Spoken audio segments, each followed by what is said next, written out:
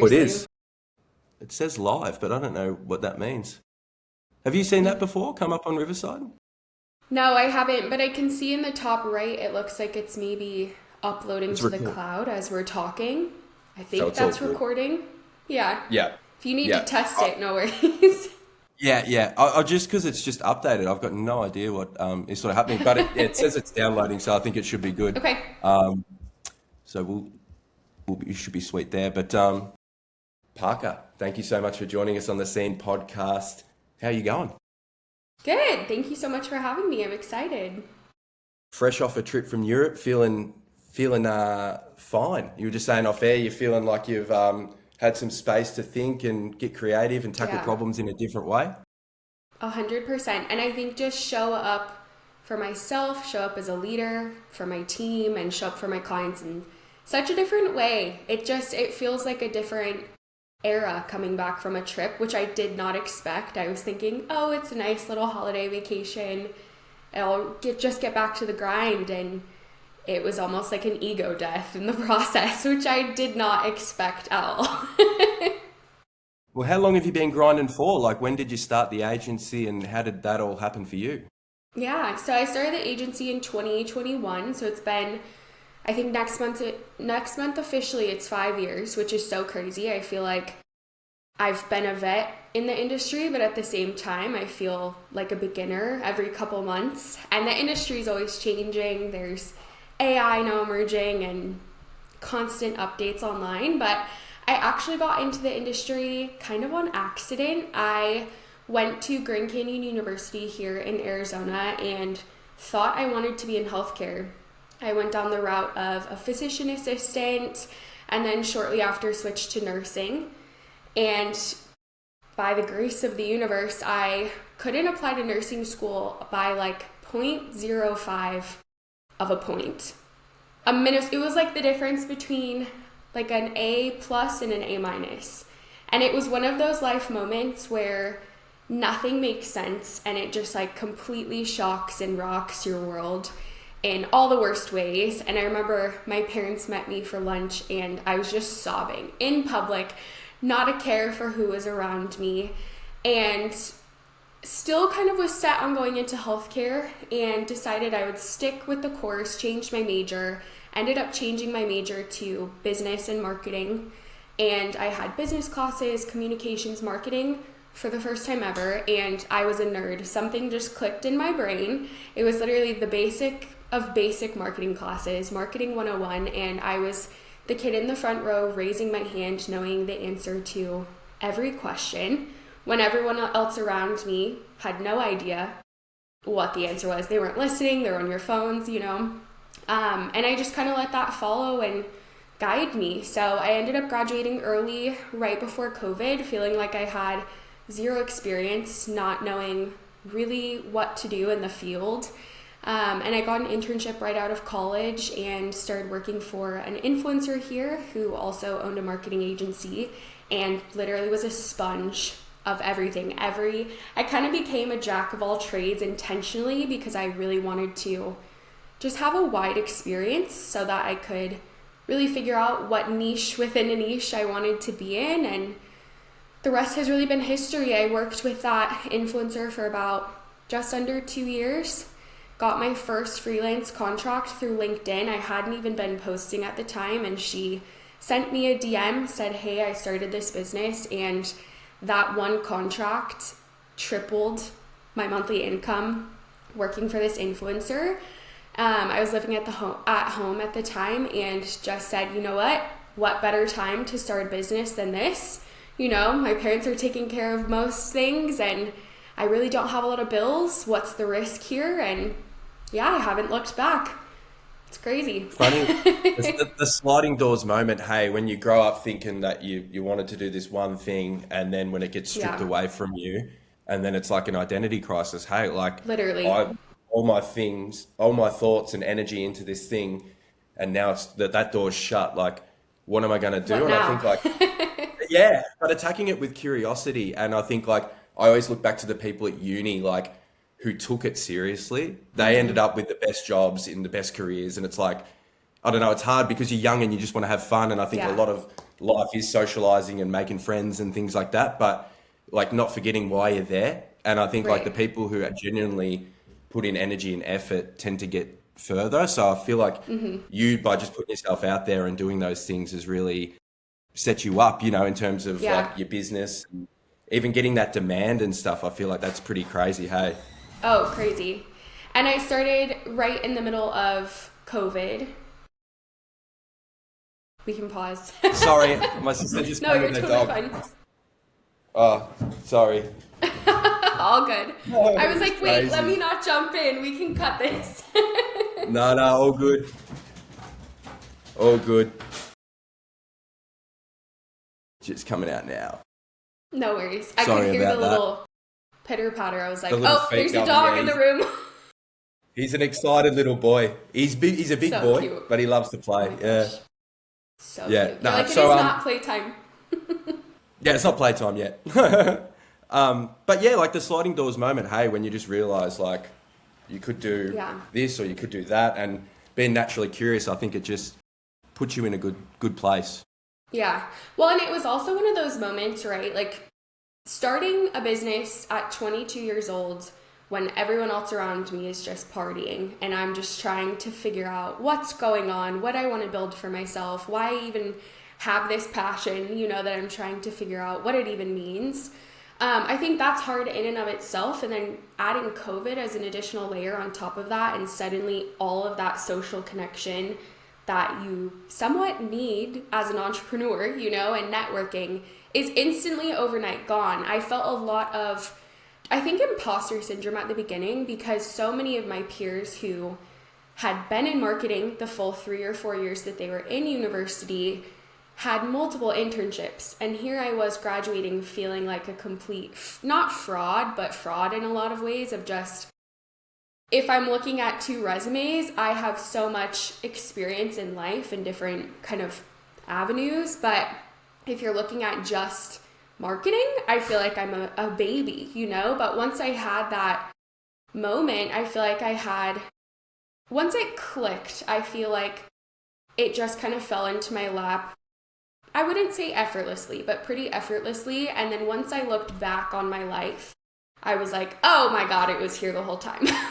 Like when I was a kid, like 12 or 13, I had like 4 Instagram pages that I would just talk about pop culture, post fashion, and I never considered that as a potential job because at the time it wasn't. And it, even 5 years ago, I feel like was still emerging as something in the industry, and it's changed so much in just such a short amount of time. But it's just crazy how life works out that way. Yeah, and I think like because it's such it changes so quickly, this industry, like you can come in and learn new things and it be kind of current, like people Yeah. could be learning, like have all this experience, but processes and workflows and how you do things Mm-hmm. change so much that it's like you really need to be always on and always curious, hey, to like Yeah. be good in this world. So I think like that drive and ambition to keep learning, I think is the fuel to make it good, I suppose, and scale Yeah. how you want it to scale. I totally agree. And I think that is absolutely what has set me apart from any of my competitors, any of my friends who started business at the time, or peers or colleagues. Most of them aren't even in business anymore because they didn't have that same scrappiness, for lack of better word, that I had, where it was just this drive to keep going and ability, I think, to be adaptable and resilient and figure it out as I go. And I think that's still, even today, 5 years later, is still what has just proven me, I think, to be so successful no matter what business kind of lessons come my way, for sure. What is day to day life for you in like Hmm. agency world? Like, I'm sure it's all over the shop, like managing all different clients and stuff. But how do you structure that up, and what does it look like for Yeah. you? Yeah. I am the queen of time blocking. I literally have colors for everything and codes for everything. Some of my colleagues and friends will tease me about it, and I'm like, you know what? It keeps me sane. But on any given day, it's pretty much some client management, some sales work, some team management, and then I am the one who's currently running all my socials. I feel like that is the one thing that I just don't want to delegate yet. I have so much fun posting on stories and just having that creative outlet that for now it's manageable. And really across the board, I think I'm really doing a lot of the outward creative for the brand as well. I write all of the newsletters, pull all of the marketing reports. So anything you're getting from the business is really coming directly from me. And then with the client work, to go into more specifics, I right now I'm holding the title of creative director as well. So I'm kind of the strategic head of what is this brand? What are they trying to accomplish? Here's the strategy of exactly how we're going to get them to that and the aesthetic that we'll try to create for them. And then I'll have my team go create it. I love that. And I suppose doing the job is one thing, and then leading a team is another, and comes with a Yeah. whole set of new skills. Like, was that something that you had to learn, or did it come naturally to you to like lead teams as well as do the work? Yeah, great question. I think a little bit of both. I'm the oldest of four, and I feel like I was always my entire life like the friend mom in the group, the mom. I feel like in a lot of ways it came naturally to me, but then of course I think as your business grows and changes, naturally you're going to be met at each different level with different things and problems that you've never dealt with before. So I feel like about the last year and a half, maybe 2 years, is where I've really gone deep into leadership, just educating myself. I joined a mastermind 2 years ago that really kind of helped me with that just development of the leadership skills, kind of having a point of reference of what other people are doing. How do I want to look internally? How do I want to structure my team? And I think that has really helped. But I mean, I'm not perfect. I, of course, strive to be the best leader, but I think there's always work to be done for sure. I love that. And working in like a reactive industry where there's so much things obviously going on, like how do you put in boundaries, like in terms of, because I feel like in this world, like I'm always on social, I'm addicted to scrolling, but I love it. You know what I mean? But Yeah. sometimes I feel like I've seen everything on the internet and I'm like, my brain is fried and I don't think I can get any more inspiration from the same source anymore. So I think like you going to Europe and having that real Oh my zoom out gosh. moment, I think like those types Yeah. of things where it's like you're deep in the weeds, but like how do you find like switching up, especially when it's your business? Hey, like if there's a problem, someone buzzes you in the morning, you can't just sort of ping that across to anyone else. You kind of have to deal with it yourself. So Yeah. how do you like put those boundaries in place, or have you? I think the best thing that I ever did in business was I don't have two phones, but I do have two numbers. So I have a number that clients can reach me through, a Google Voice number, and then I have, of course, my personal number. But even that sometimes is overwhelming where I have it all on the same device. So I definitely think for me, the biggest shift I made when it came to my boundaries and what I've even taught my account managers as we've continued to scale is I'm always happy to pass out my number because I think it builds the relationship with the clients and especially team as well. But I think right during onboarding, it's so important to set expectations of, hey, I'm a real person. Like, don't, I had a client, for example, he was American, moved to Australia, and on Thanksgiving, like first year in my business, he was calling me and blowing me up while I'm at Thanksgiving dinner with my family, trying to, unplug. And I think that was one of the most pivotal moments in business where I was like, okay, there needs to be a boundary here. But back to what you were saying about Europe, that's the first thing I thought of. I think just being on airplane mode and then having such a big time difference, I was so unplugged from the world that I've really tried to keep a lot of those same boundaries as I've kind of reintegrated back into business and life post Europe. On Do Not Disturb, I have no notifications on any app on my phone. So that really helps. And then anything business related, I have set days and set times that I'm kind of tapping in. I love that. I love that. Notifications is a big one. I feel like when you see all these things come through, I feel like, yeah, in your mind, you have to respond straight away, or Yeah. you feel like it's gets slipped and you don't want it to wait a day. One thing I've learned is like times during the day to reply as well. Like, hey, like I check emails like twice a day and it's for 15 minutes, 20 minutes and reply to Yeah. everything, because it's just so hard. Like you think back in the day, like in the workforce, you couldn't just get someone's attention like that. You know what I mean? To Right. do something, or there was a bit of a process, so people had time to think and come Yeah. up with stuff. Where now I feel like you just get bombarded and you need to know the answers straight away, or it feels like you need to know the answers straight away. Yeah, and it creates, I think, so much noise for all of us and so much fatigue. So you're met with decision fatigue on social media every day as just a consumer and user.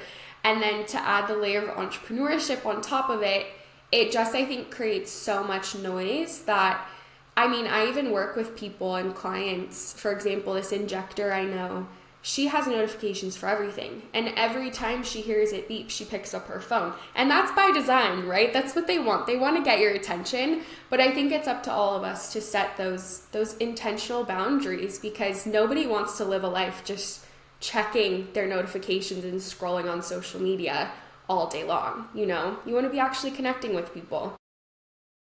100%. One thing that I did like as a tactic was like turning the notifications on for people who I wanted to interact with. So on Yeah. Instagram. So if someone posts, I can sort of get there early and Hmm. share and do that support.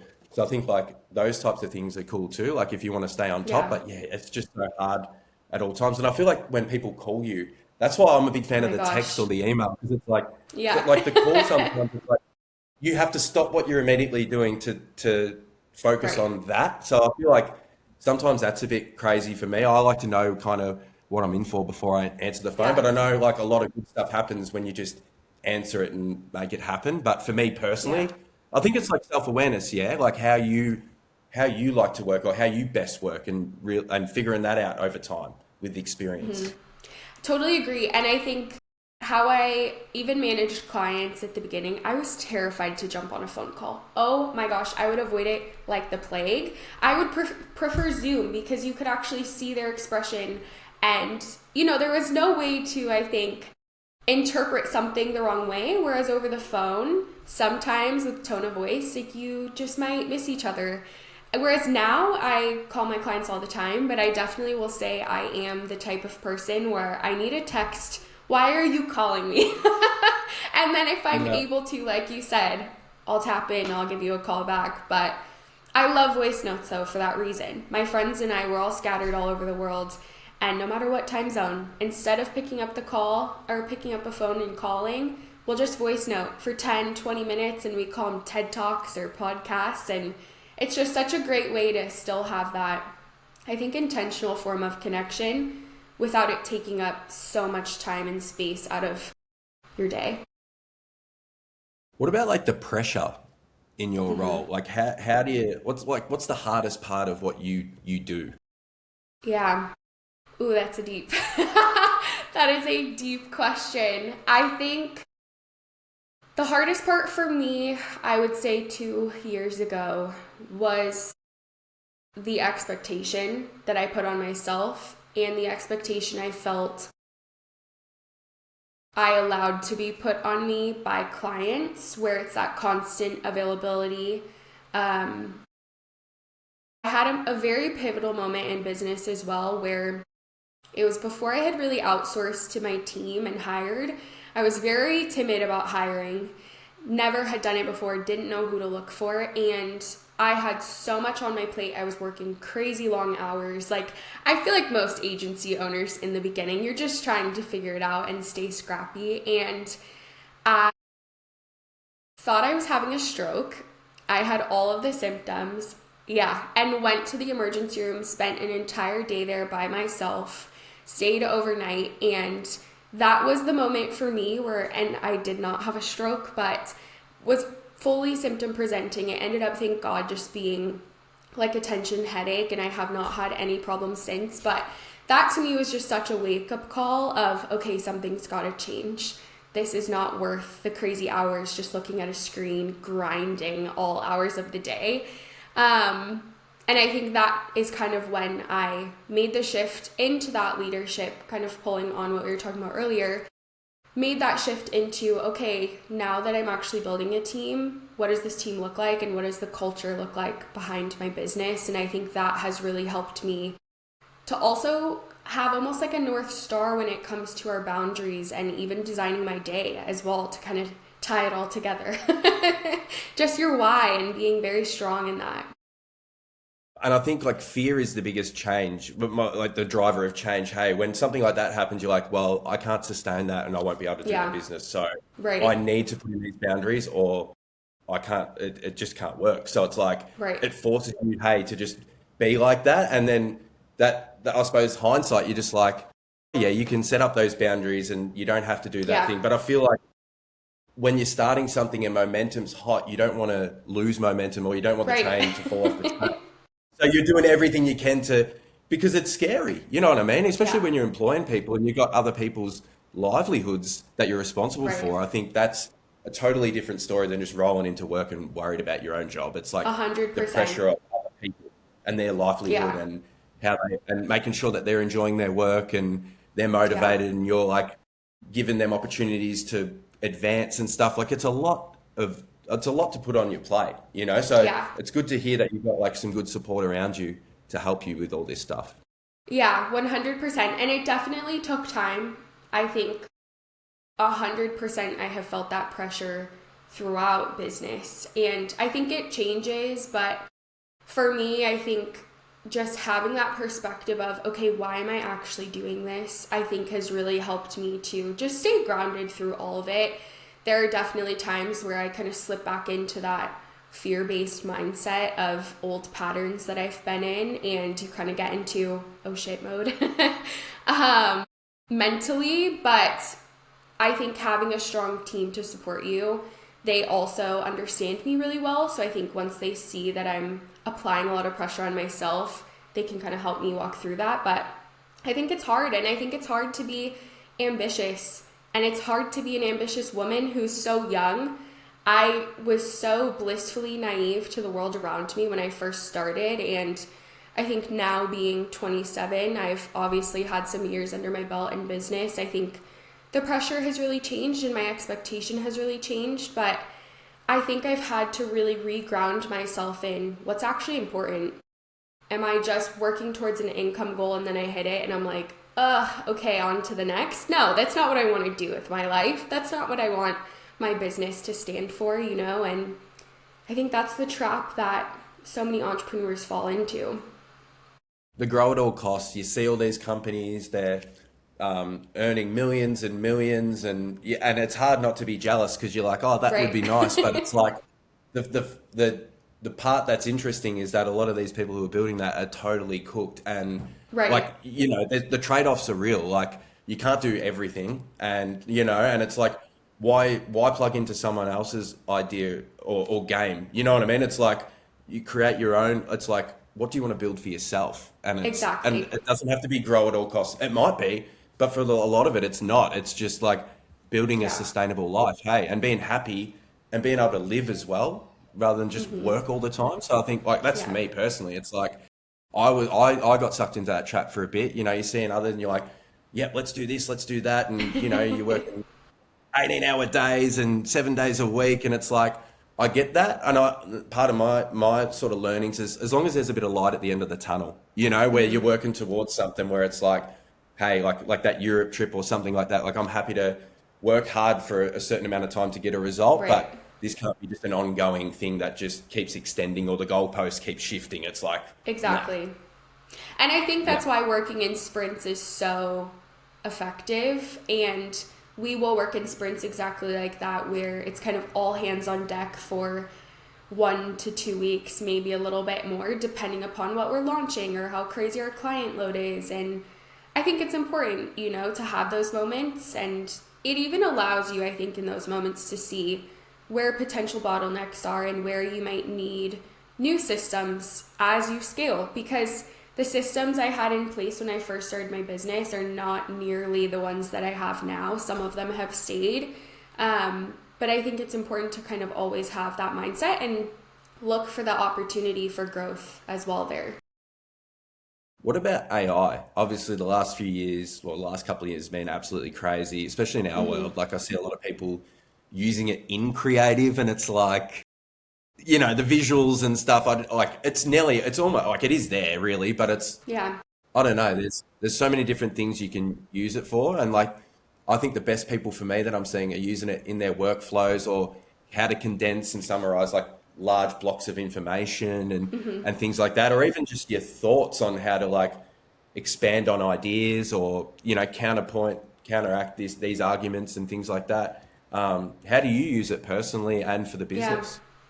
Personally, I definitely use it quite a bit. I love to use it when I'm brainstorming. So, right now, hitting about 5 years in business, literally next month, I'm kind of thinking, okay, what do the next 5 years look like? So, I'll just brain dump. I'll send myself a voice memo, I'll journal, and I'll take a picture of that and put it into AI and have it summarize it into notes and kind of co create an action plan on how exactly are we going to go achieve this now? What are my daily tasks? What does that look like? What are my monthly tasks?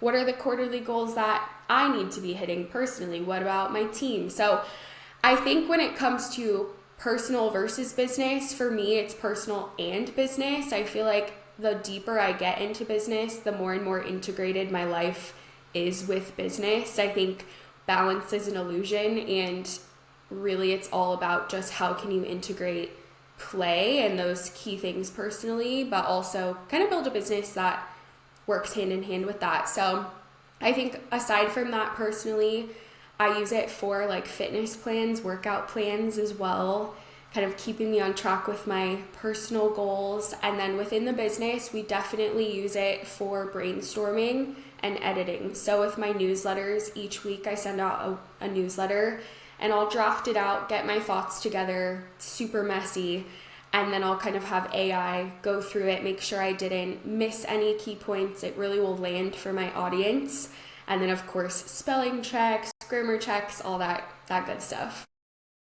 I love that. I love that. And like notes, I think are so important. Hey, like when you're chatting to people and like you're recording them, because I got the memory of the goldfish. You know what I mean? So I need these transcripts and things for me to make sure that Yeah. I'm prepared and ready to go. Like, because there's nothing worse. Like I can't even imagine what life was like before AI. Now it's like we have to think Right? about all this shit and like the amount of time and effort it took to do like these Yeah. little things, and it's like. That was crazy. Like I think like future kids and stuff will just be like, "What do you mean you didn't have AI? You had to read that whole Yeah. book and do all that work." It's Right. like, yeah, And do a, yeah, yeah, report on the book. yeah. They're like, But the now I critical, just read a summary. exactly. But one thing I am a bit worried about is like the critical thinking Yeah. element. It's like it's one thing. But then again, it's like at school they told you you'll never have a calculator in your pocket. You know what I mean? And then we got the phone. So it's like Exactly. I can't remember the last time I've done like a math equation in my head. It's just Right. bang bangs. But if that's every element of your life, I feel like that's a bit different. You know, when like Yeah. you're having convos with people and you're like, let me compare my notes and you compare your notes, and it feels like two agents talking rather than two people. Right. You know, Yeah. so Yeah, no, it's interesting how terrible. it's going to go. And I think that's the biggest mistake I see, especially in marketing. Like I said, I'm the one who pushes out all of our content. I have chat go through. I use ChatGPT and Claude for the most part, and I will have it edit my captions just to make sure that the flow looks right. But I think so many people are just having it completely right everything. And the people who are using it for graphics or videos, or they're creating a twin version of themselves, you can tell. And I think so many people are in denial of how much trust they're losing with their potential clients and patients, even online, because of it. Like, you don't, what is the point of using like an AI clone, for example, that is the most perfect, fit, beautiful version of yourself, and then you're meeting with a client on Zoom and you look nothing like that person? They're gonna think you're a fraud and not trust you enough to work with you. So I think there are definitely a bunch of people who are using it correctly right now, and I think it's a great tool if you use it effectively. But I think there are a lot of people who are just saying the same things online because they're just plug and chugging through multiple different AI platforms. It reminds me of my LinkedIn profile picture that was taken 7 years ago, and that's like the photo I use for everything. And I'm like, I'm definitely going to catfish a few people here with a profile pic from 7 years ago when I was That is so youthful funny. and hopeful and optimistic. What about like the psychology behind marketing and like I think that's a lot. That's like a big part of what we do is Yeah. understanding people and how they behave and what their how to get their attention and emotions and things like that. Like, is that something that you had to learn, or was that sort of natural for you? Like that curiosity about like the human behavior side of things. Yeah, I took a couple psychology classes in university, absolutely loved them, and I think they've absolutely helped me through my journey through entrepreneurship, especially in sales. I think when I first started my business, I didn't niche. So I was talking to everybody who would listen, and as a result, nobody listened. And I, of course, still got clients, or I wouldn't be in business today on this podcast. But I think in order to sell someone on a service, you have to understand the pain points that drive them and the emotions as well that are driving them to make a financial decision for their business. And I think once you master that, no matter what your niche is, if you are talking to everyone, I think that is the key of what will really set you apart. And I think the only way to really master that is by just testing different messages. And those change too, right? Especially as the industry changes and new platforms emerge. The people on Instagram are not the same people on LinkedIn. So they're not going to relate and respond the same way. So you really kind of have to just test and post as much as possible. And then I once you love. strike gold, double down. Well, it's hard too, isn't it? It's like, yes, you can follow all Yeah. these playbooks, but until you do it yourself and experience it yourself, I think that's when it really sinks in the lessons around, Yeah. what you've been learning and what you've actually put into practice. Um, so yeah, very cool. All right, I've got a new segment called Fast Five, and it's just Okay. literally first thoughts, first thing that pops into your brain. Um, if you're ready to go, we'll get into it. I'm ready. Yep. All right, coffee order.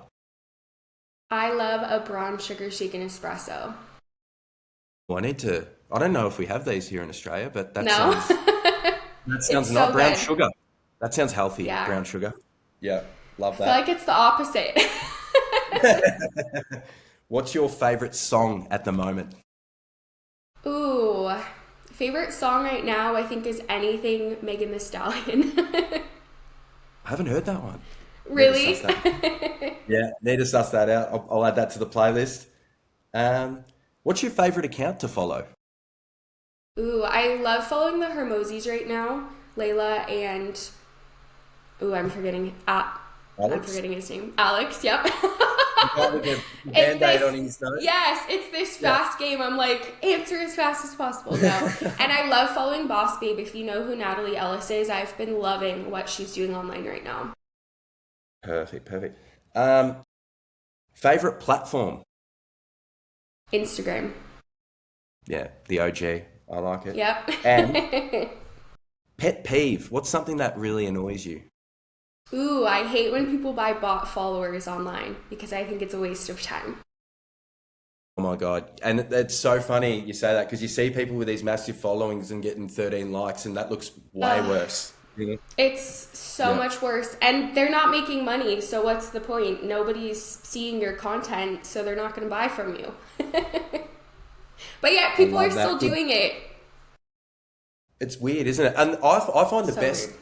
the best accounts are the ones with like maybe micro following, like at maybe 5, 10,000, and then all this engagement on their post. That's when you know, like, all right, this brand or this person has actual influence. Hey, Exactly. Yeah, well, totally Parker, agree. this has been awesome chatting with you. I reckon we got to get you on again for round two and see what's happened throughout the year. But really appreciate you jumping on Absolutely. and sharing your wisdom, and we'll stay in touch. Awesome. Thank you so much for having me. It's been a blast.